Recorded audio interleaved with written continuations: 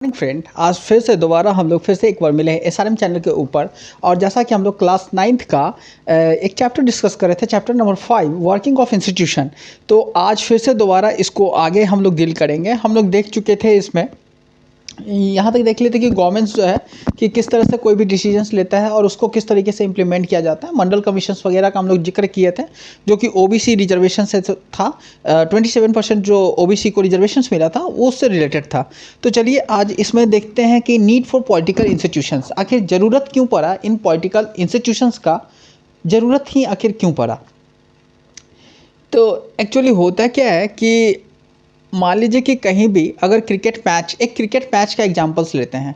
अगर cricket match चल रहा है तो उसमें जो है एक अंपायर होगा और एक जो होते हैं दो टीम होगा और वो टीम को कोच जो है गाइड करेंगे।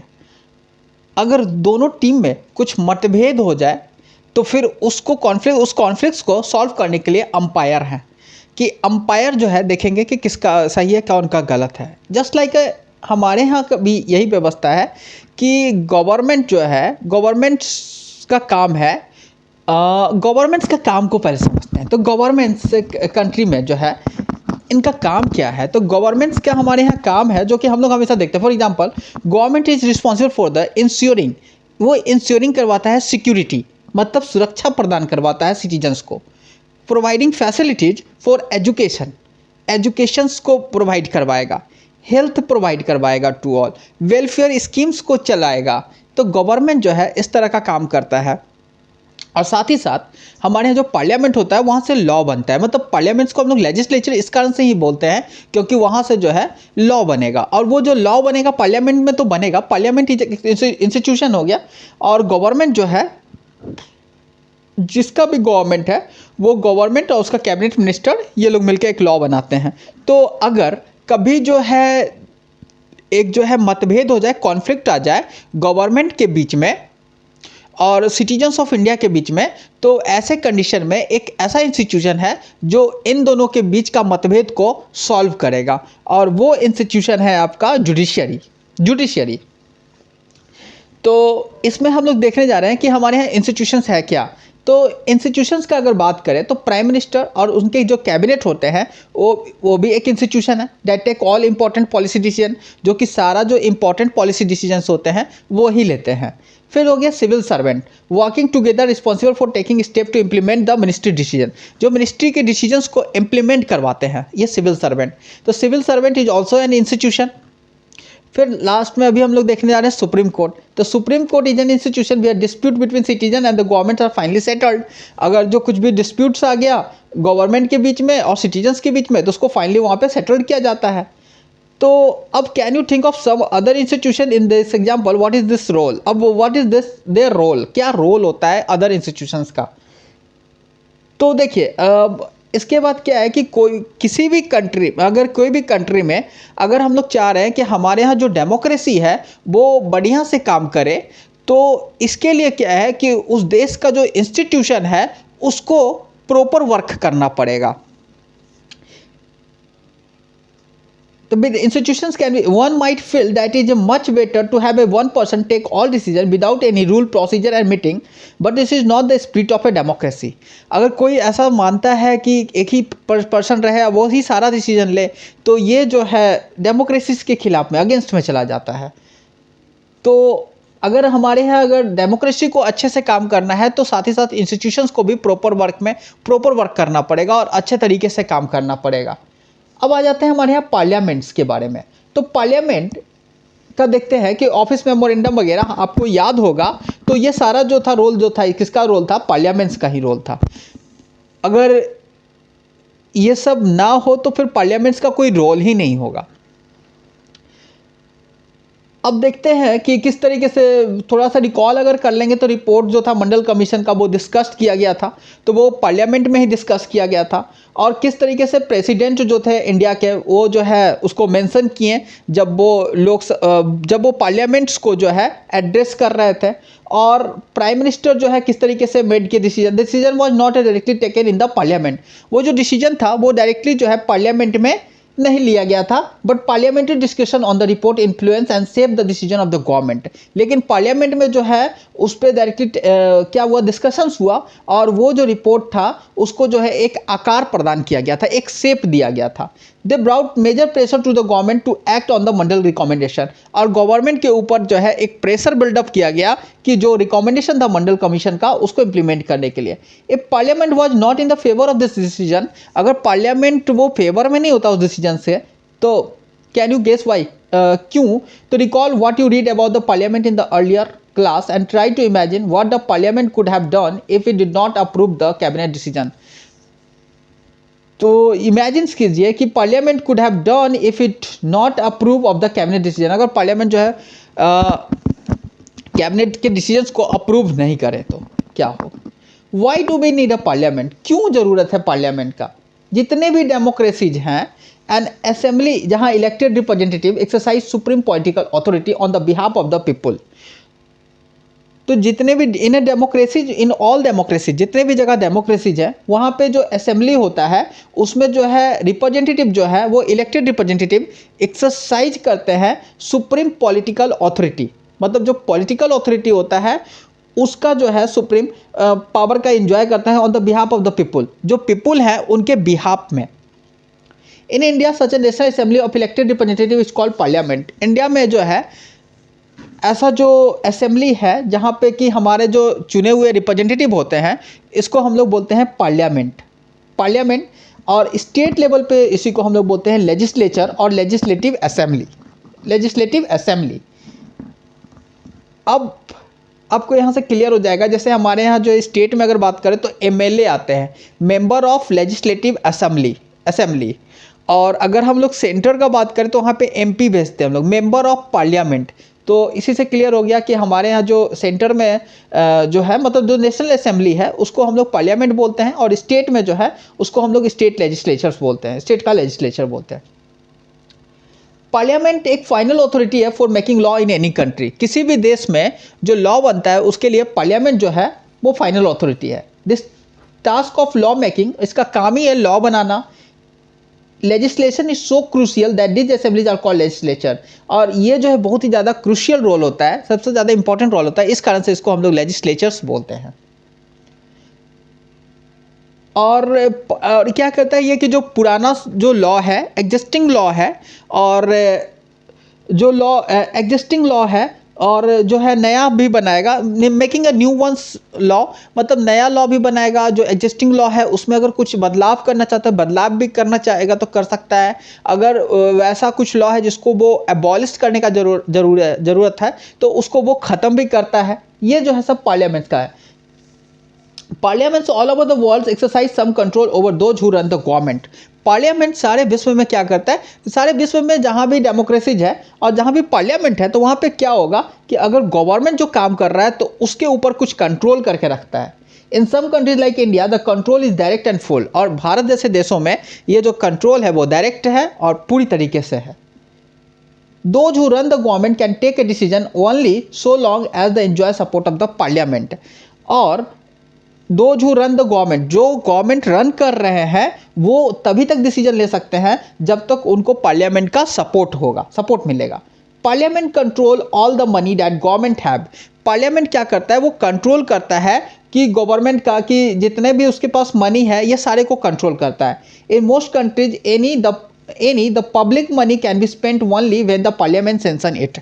और बहुत सारे देश ऐसे हैं जहाँ पे जब पार्लियामेंट सेंशन करता है तभी जो है वो खर्च किया जाता है।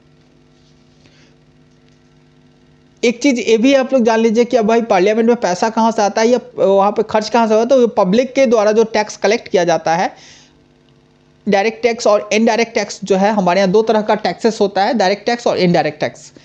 तो वो टैक्स जो गवर्नमेंट हमसे लेता है उसी को जो है वो स्कूल्स बनवाने में, कॉलेजेस बनवाने में, हॉस्पिटल्स बनवाने में, रोड बनवाने में और भी बहुत सारा developmental work, social welfare program चलवाने में गवर्नमेंट जो है उस पैसे को खर्च किया जाता है, गवर्नमेंट के द्वारा उस पैसे को खर्च किया जाता है। और ये सारा काम पार्लियामेंट्स के ही थ्रू होता है हमारे यहाँ। तो पार्लियामेंट एक हाईएस्ट फॉरम है जहाँ पे हम लोग डिस्कशन कर सकते हैं, डिबेट कर सकते हैं, पब्लिक के इश्यूज के ऊपर, एंड नेशनल पॉलिसी, और जो हमारा राष्ट्रीय जो पॉलिसी है उसके ऊपर, इन एनी कंट्री, किसी भी देश में। Parliaments can seek information about any matter, और पार्लियामेंट से हम लोग जो है कोई भी इंफॉर्मेशन जो है किसी भी मैटर पे इंफॉर्मेशन हम लोग ले सकते हैं। हमारे यहाँ दो हाउसेस है पार्लियामेंट का, टू हाउसेस ऑफ पार्लियामेंट।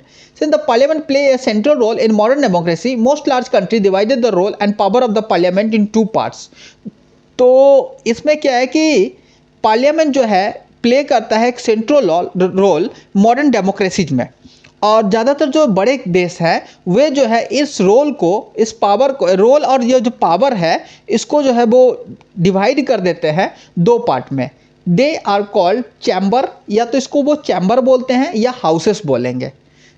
तो वन हाउस, एक जो हाउस है वो usually directly elected by people. एक हाउस में सीधे तौर पे पब्लिक जो है, हम लोग जो लोग हैं वो अपने डायरेक्टली चुन करके अपने रिप्रेजेंटेटिव को भेजते हैं। एक्सरसाइज द रियल पावर, और वहाँ पे जो है रियल पावर परफॉर्म किया जाएगा on behalf of the people. जैसा बताए थे कि जो पॉलिटिकल अथॉरिटी है वो लोग एंजॉय करते हैं political authority on the behalf of the people, तो डायरेक्टली अगर हम लोग चुन के भेजें तो वहाँ पे वो लोग रियल पावर जो है on the behalf of the people. तो अब कह दिया जाए कि हमारे यहाँ जो प्राइमरी रियल पावर किसके पास होता है, तो हमारे यहाँ जो रियल पावर होता है वो प्राइम मिनिस्टर के पास होता है, क्योंकि वो जो है वो पब्लिक के जो पीपुल है उनके बिहाफ में वो जो पॉलिटिकल अथॉरिटी जो है वो एंजॉय करते हैं।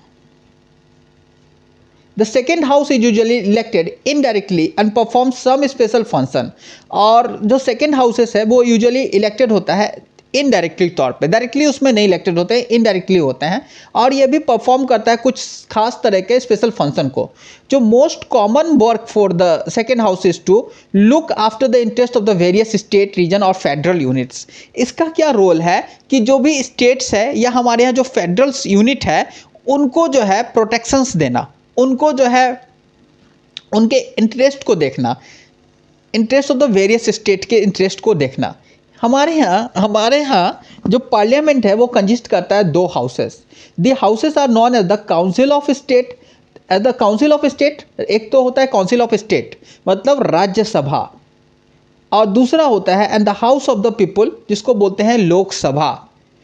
तो council of the state state को प्रोटेक्शंस दे रहा है, इस कारण से इसको कहते हैं राज्यसभा, और हाउस ऑफ द पीपुल क्योंकि लोकसभा जिसमें डायरेक्टली जो है लोगों के द्वारा चुने गए रिप्रेजेंटेटिव उसमें जाते हैं, एमपी जाते हैं, मेंबर ऑफ पार्लियामेंट जाते हैं लोकसभा में। और the president of India is a part of the parliament, और जो प्रेसिडेंट है वो पार्ट होता है पार्लियामेंट का। एक चीज़ यहाँ पे ये भी हम लोग क्लियर कर लेते हैं कि लोकसभा में हम लोग बोल रहे हैं कि मेंबर ऑफ पार्लियामेंट एमपी जाते हैं, तो राज्यसभा में जो है, तो राज्यसभा में कौन जाएंगे, तो काउंसिल ऑफ स्टेट्स का बात है। तो स्टेट में स्टेट का जो पॉलिटिकल पार्टी है उन सारे स्टेट्स का जो है उसमें जो है राज्यसभा में कुछ सीटें जो है वहाँ पे अलॉटेड होता है, और उसके अकॉर्डिंगली हर एक स्टेट जो है अपना जो पॉलिटिकल पार्टीज है वो अपने अपने मेंबर को उसमें भेजते हैं। तो अब चलिए इसमें बात करते हैं। President of India is a part of the parliament. जो पार्लियामेंट का प्रेसिडेंट जो है वो भी पार्लियामेंट का ही एक पार्ट है हमारे यहाँ। All those is not a member of the either house, लेकिन वो जो है किसी भी हाउसेस का मेंबर नहीं होते हैं। That is why all law made in the houses come into force only after they receive the assent of the president। और यही कारण है कि जितने भी लॉ बनते हैं इन द हाउसेस में वो जो है जब इनटू फोर्स के लिए जब उसको इन्फोर्स करवाना होता है तब उस पर जो है आखिरी जो साइन होता है वो एसेंस होता है वो प्रेसिडेंट का होता है, वो आखिरी तौर पे साइन करते हैं। मतलब इससे भी एक चीज़ बड़ा ही इंटरेस्टिंगली है कि हम लोग समझते हैं क्या कि वो जो प्रेसिडेंट होते हैं ना तो वो लोकसभा के मेंबर होते हैं ना वो राज्यसभा के मेंबर होते हैं, वो एक पार्लियामेंट के पार्ट हैं, मतलब वो न्यूट्रल्स है। इस कारण से दोनों हाउसेस में जब वो कोई भी बिल जो है पास हो जाता है तब आखिरी रूप से उस पर प्रेसिडेंट का साइन होने के लिए जाता है। मतलब पार्लियामेंट का पार्ट हो गया हमारे यहाँ president. You have read about that Indian parliament in earlier classes. भारतीय जो पार्लियामेंट है उसके बारे में हम लोग अर्लियर क्लासेस में पढ़ चुके हैं इस चैप्टर से। You know how look how Lok Sabha election takes place, किस तरीके से लोकसभा का इलेक्शन होता है. लेट अस रिकॉल सम की differences between the composition of this to houses of parliament. Answer for the Lok Sabha and the Rajya Sabha. What is the total number? What is the total number of member? ये आप लोगों को करके आना है कि अभी जो है what is the total number of member जो है लोकसभा में है. Who elects the member? कौन इलेक्ट करते हैं मेंबर को. What is the length of the term in year?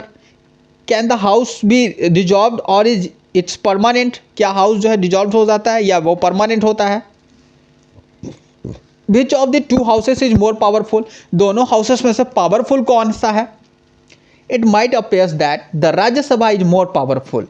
For sometimes it is called the upper chamber. कभी कभी क्या होता है, जो राज्य सभा होता है वो ज़्यादा पावरफुल हो जाता है, upper chamber, and the Lok Sabha the lower chamber. और लोकसभा जो है एक जो है अपर चैम्बर हमारे यहाँ है, तो it is called the upper chamber. जो राज्यसभा है उनको अपर चैम्बर बोलते हैं, लोकसभा को हम लोग लोअर चैम्बर बोलते हैं. But this does not means that Rajya Sabha is more powerful then Lok Sabha. लेकिन इसका ये मतलब नहीं हुआ कि जो लोकसभा राज्यसभा जो है वो ज़्यादा पावरफुल है लोकसभा से. ये डिपेंड करता है सिचुएशंस के ऊपर कि कभी जो है हमारे यहाँ लोकसभा जो है ज़्यादा स्ट्रांग हो जाता है, तो कभी राज्यसभा हमारे यहाँ ज़्यादा स्ट्रांग हो जाता है. Sabha is more powerful than the Lok Sabha. This is just an old style of speaking and not the language use in our constitution. मतलब ये जो बताया गया है ये जो है एक पुराना जो पद्धति है उसी के अंतर्गत हम लोग बोलते हैं, ना कि कहीं भी हमारे कॉन्स्टिट्यूशन में ऐसा मेंशन है कि राज्यसभा जो है ज़्यादा स्ट्रांग है लोकसभा की अपेक्षा, या लोकसभा ज़्यादा स्ट्रांग है राज्यसभा की अपेक्षा. ऐसा हमारे कॉन्स्टिट्यूशन में कहीं भी लिखा हुआ मेंशन नहीं है. Our constitution thus gives the Rajya Sabha some special power over the state. हमारा कॉन्स्टिट्यूशन क्या देता है कि राज्यसभा को कुछ स्पेशल पावर देता है स्टेट्स के ऊपर, ओवर द स्टेट्स में, स्टेट पे. But on most matter the Lok Sabha exercise supreme power. लेकिन ज़्यादातर जो मैटर होता है उस पर लोकसभा जो होता है वो सुप्रीम पावर एंजॉय करता है. Let us see how. कोई भी ऑर्डिनरी लॉ जो होगा वो उसको पास करवाना होगा दोनों हाउसेस से. But if there is a differences between the two houses, लेकिन अगर दोनों हाउसेस में कुछ डिफरेंसेस आ गया, जो final decision is taken in the joint session in which the member of both the houses sit together. तो क्या होगा कि दोनों जो सदन है, दोनों जो हाउसेस है, उन दोनों हाउसेस के जो मेंबर हैं वो सब जो है एक जॉइंट सेशन होगा और उसमें साथ में बैठेंगे. और because of the larger number of member the view of the Lok Sabha is likely to prevail in such meeting. और जो लोकसभा का जो व्यू होगा वो जो है इस मीटिंग में प्रिवेल करेगा, क्योंकि उसमें अगर लार्ज नंबर ऑफ मेंबर होते हैं, नंबर ऑफ मेंबर होने के कारण. तो Lok Sabha exercise more power in money matter. तो लोकसभा जो है वो एक्सरसाइज करता है मोर पावर इन मनी का मैटर पे. Money matter once the Lok Sabha passes the budget of the government और any other money related law. अगर पैसा से संबंधित कोई भी कानून है तो लोकसभा जो है वैसे कंडीशन में ज़्यादा पावर इंजॉय करेगा. Any other money related law the Rajya Sabha can not reject it. Rajya Sabha उसको रिजेक्ट नहीं कर सकता है. The Rajya Sabha can only delay it by 14 days और सजेस्ट चेंज इन इट. मतलब राज्यसभा जो है उसको जो है डिले करके 14 डेज रख सकता है. अगर 14 डेज से बियॉन्ड हुआ, अगर नहीं भेजता है तो वो जो है लॉ पास मान लिया जाएगा. हाँ, राज्यसभा अपना रिकमेंडेशंस दे सकता है या उसमें कुछ बदलाव के लिए सजेशंस दे सकता है. उस सजेशंस को जो है लोकसभा माने या नहीं भी मान सकता है.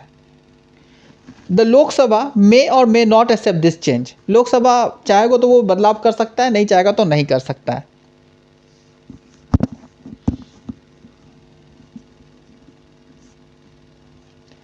Most importantly the Lok Sabha control the council of minister. मतलब अगर बात किया जाए कि लोकसभा जो है वो कंट्रोल्स करता है जो काउंसिल ऑफ मिनिस्टर होते हैं उनको. Only a person who enjoy the support of the majority of the member in the Lok Sabha. तभी जब मेजोरिटी ऑफ द जो मेंबर होते हैं लोकसभा में तब is appointed the prime minister. तो majority of the member in the Lok Sabha is appointed the prime minister. If the majority of the Lok Sabha member say they have no confidence in the council of minister, all ministers including the prime minister have to quit. The Rajya Sabha does not have this power. तो लोकसभा में क्या है कि अगर prime minister जो चुने जाते हैं वो लोकसभा में जो है जो रूलिंग पार्टी होता है उसका जो है उनको मेजोरिटी प्राप्त होता है। अगर उनका वो मेजोरिटी जो है मेजोरिटी जो उनको मिला हुआ है मेंबर ऑफ पार्लियामेंट का, अगर वो मेजोरिटी वापस ले लेते हैं, अगर कोई कोalition गवर्नमेंट होता है और मेजोरिटी वापस ले लिया जाता है उनके द्वारा, तो गवर्नमेंट जो है इनफैक्ट कि काउंसिल ऑफ मिनिस्टर के साथ साथ जो है प्राइम मिनिस्टर भी जो है वो भी जो है उनको भी अपने पद से इस्तीफा देना पड़ जाएगा और गवर्नमेंट जो है इस प्रकार के गिर जाता है। चलिए इसके बाद आने वाले वीडियो में फिर से एक बार मिलेंगे और इस चैप्टर्स को और अच्छे तरीके से डिस्कस करेंगे। इसमें थोड़ा सा बच चुका है जिसको कि हम लोग आने वाले वीडियो में देखेंगे, जैसे पॉलिटिकल एग्जीक्यूटिव्स के बारे में। पॉलिटिकल परमानेंट एग्जीक्यूटिव्स मतलब जो एक पॉलिटिकल पार्टी है तो वो भी एक एग्जीक्यूशंस का काम करते हैं। जब वो अपने डिपार्टमेंट में जाते हैं एज अ मिनिस्टर, जब वो बैठते हैं तो वो जो है पॉलिटिकल एग्जीक्यूटिव्स के रूप में जाते हैं। तो पॉलिटिकल एग्जीक्यूटिव्स जो होते हैं वो 5 ईयर्स के लिए आते हैं, इस कारण से उनको टेम्पोररी एग्जीक्यूटिव्स बोलते हैं। और जो परमानेंट एग्जीक्यूटिव्स हो गए हमारे यहाँ, जो सिविल सर्वेंट हो गए, तो सिविल सर्वेंट को हम लोग बोलते हैं परमानेंट एग्जीक्यूटिव। और सिविल सर्वेंट्स क्या करते हैं कि जो मिनिस्टर्स के ऑर्डर्स होते हैं उनको जो है एज यूजुअल उसी तरीके से इंप्लीमेंट्स करवाने में मदद करते हैं। तो चलिए इसके साथ आज के लिए बस इतना ही। धन्यवाद और फिर मिलते हैं एक नए वीडियो के साथ। तो बाय।